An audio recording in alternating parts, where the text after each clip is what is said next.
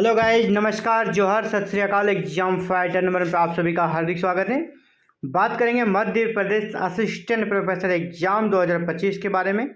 इसी के regarding big breaking news है आप सभी के लिए। जी हाँ, आप सभी तैयारी कर रहे हैं और आपकी तैयारी अच्छी होगी, इसके पूरे चांसेस हैं। और आप से उम्मीद है कि आप अच्छे से प्रैक्टिस सेट बना रहे होंगे और आपकी तैयारी बहुत ही शानदार रही होगी। लेकिन एक अपडेट है आप सभी के लिए, वो अपडेट ये है कि 1 जून को टारगेट बनाकर आप एग्ज़ाम्स की तैयारी कर रहे हैं। 1 जून को एग्ज़ाम होगा या नहीं, एग्ज़ाम डेट में परिवर्तन होगा क्या?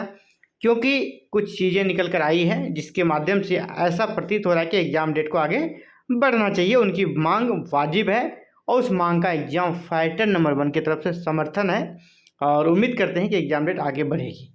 लेकिन इसमें आयोग का क्या कहना है, इस मैटर पर हम लोग बात करते हैं। तो आप देख पा रहे होंगे मध्य प्रदेश लोक सेवा आयोग इंदौर, यहाँ पर मध्य प्रदेश असिस्टेंट प्रोफेसर भर्ती का मामला गहरा गया है। यहाँ पर बहुत सारे अभ्यर्थी कह सकते हैं कि 14 मई को गए थे आयोग के कार्यालय, और जहाँ पर इसने अपना ज्ञापन दिया है और ज्ञापन में इसका जो मुख्य डिमांड है ना, वो इसने ये कहा है कि 2022 का जो असिस्टेंट प्रोफेसर एग्ज़ाम हुआ था, इसका रिजल्ट अभी भी बड़े बड़े विषयों का रिजल्ट रुका हुआ है और बहुत सारे बच्चे ऐसे हैं जो पास हैं, उनका इंटरव्यू होना है और इंटरव्यू अभी पेंडिंग है। तो इनका कहना है कि ये रिज़ल्ट अभी पेंडिंग है, इसके बीच में फिर वो नया एग्ज़ाम्स आ गया है। तो ये जो बच्चे यहाँ पर इंटरव्यू दे रहे हैं और जो पिछले बार पास हैं एग्ज़ाम्स में, वो इंटरव्यू दे रहे हैं, तो क्या वो फिर से उसे एग्ज़ाम देना पड़ेगा? क्योंकि उसका रिज़ल्ट पेंडिंग है, मतलब क्या पता उसे फाइनल में होगा या नहीं। और दूसरा सवाल ये आता है ना कि अगर वो पास हो गए, है ना, पास तो होना है क्योंकि वो एक ही स्टूडेंट उस एग्ज़ाम में भी और इस एग्ज़ाम में भी, क्योंकि एग्ज़ाम तो छोड़ने वाला है नहीं, है ना। ये 2025 वाला एग्ज़ाम्स भी वो देगा। अगर वहाँ पर रिजल्ट अगर पेंडिंग रह जाता है तो 2025 का एग्ज़ाम भी वो देगा, जबकि वो 2022 वाले एग्ज़ाम में भी सिलेक्ट है। अगर वहाँ अंतिम रूप से चयनित हो जाता, पहले ही रिजल्ट आ जाता, तो फिर इस एग्ज़ाम में वो नहीं बैठते। तो इससे क्या होता है ना कि जो सीट वैकेंट रहने के चांसेस है वो नहीं रहता। एक तो बहुत दिनों के बाद वैकेंसी आती है, उस पर भी अगर इस प्रकार की चीज़ें होती रहेगी तो बहुत सारी सीटें खाली रह जाएगी, क्योंकि 22 में जो बच्चे हैं 25 में भी वही बच्चे एग्ज़ाम देंगे। तो 22 का पहले रिजल्ट क्लियर कर लिया है, क्योंकि 22 में भी काफ़ी ज़्यादा सीटें हैं। आपका 1669 सीटें हैं लगभग, आप देख रहे हैं 2000 के लगभग सीटें हैं, है ना। 1669 सीटें हैं 2022 वाले में। तो इतने बच्चे अगर चयनित हो जाते हैं, ज्वाइन कर लेते हैं, इसके बाद आप इस एग्ज़ाम को लेंगे तो वो एक बच्चा कोई ऐसा नहीं बचेगा इसको कि दोनों डबल एग्ज़ाम वाला मैटर रहेगा, है ना। एक तो वहाँ पास हो गया, फिर इसमें भी एग्ज़ाम देगा। आखिर वो चयनित अगर पहले हो गया तो ज्वाइन तो वही करेगा। तो इसके चलते क्या हो जाएगा ना कि यहाँ पर 2025 वाले में सीटें खाली रह जाएगी और जो योग्य अभ्यर्थी हैं उनसे नीचे जिनका मेरिट है, जिनका चयन हो पाता, वो चयनित होने से वंचित रह जाएंगे, क्योंकि यहाँ पर वेटिंग लिस्ट का भी प्रोविज़न नहीं डाला गया है। तो एग्ज़ाम डेट को आगे बढ़ना चाहिए, क्योंकि यहाँ पे 3-4 पॉइंट्स में उसने अपनी बातों को रखा है कि 2022 के असिस्टेंट प्रोफेसर एग्ज़ाम का रिजल्ट अभी आए नहीं और इंटरव्यू बहुत विषयों का चल रहा है। तो इसी में आगे कि ऐसे में जब तक इनका पूरा रिजल्ट नहीं आ जाता तब तक इस भर्ती पर असिस्टेंट भर्ती 2024 की परीक्षा नहीं कराई जाए। ये मांग वाजिब है, क्योंकि जिस बच्चे का वहाँ एग्ज़ाम में अच्छा नंबर है, इंटरव्यू के लिए कॉलिंग आया है, वो बच्चा उधर इंटरव्यू का तैयारी करेगा कि अभी आपका 1 जून का एग्ज़ाम का तैयारी करेगा।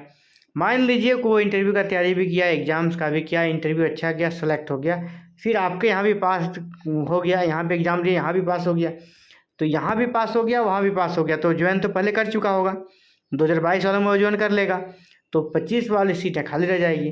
वेटिंग लिस्ट का प्रोविज़न है नहीं, आके इसमें क्या होगा, हक मारा जाएगा स्टूडेंट्स का। और ये वैकेंसी रोज़ तो आती नहीं है, 4 साल 5 साल के बाद एक वैकेंसी आती है। इसीलिए कुछ दिन रुक कर उसके फाइनल रिजल्ट का वेट किया जाए, इसके बाद फिर आप एग्ज़ाम लें। इससे क्या होगा, जो बिल्कुल जेन्युइन बच्चे हैं वो एग्ज़ाम देंगे और एक एक सीट के लिए सही फाइट हो पाएगा, क्योंकि जो ऑलरेडी चयनित है उनको आप दोबारा एग्ज़ाम में बिठा के क्या फ़ायदा, कुछ फ़ायदा नहीं मिलने वाला है। तो इसीलिए वो पहले क्लियर हो जाए तब आप यहाँ का एग्ज़ाम लें, ये डिमांड रखा गया है। रिजल्ट नहीं आने से जो उम्मीदवार 22 में बैठे और चयनित हो चुके हैं वो 24 में बैठेंगे, है ना। वही बच्चा 2 बार एग्जाम देगा। यदि वह पूर्व में चयनित हो चुके होंगे तो ऐसे में नए उम्मीदवारों को मौका नहीं मिलेगा और पद रिक्त रह जाएगा। यही बात मैं कह रहा हूँ कि पद रिक्त रह जाएगा। असिस्टेंट प्रोफेसर भर्ती परीक्षा वैसे हर साल आती भी नहीं है।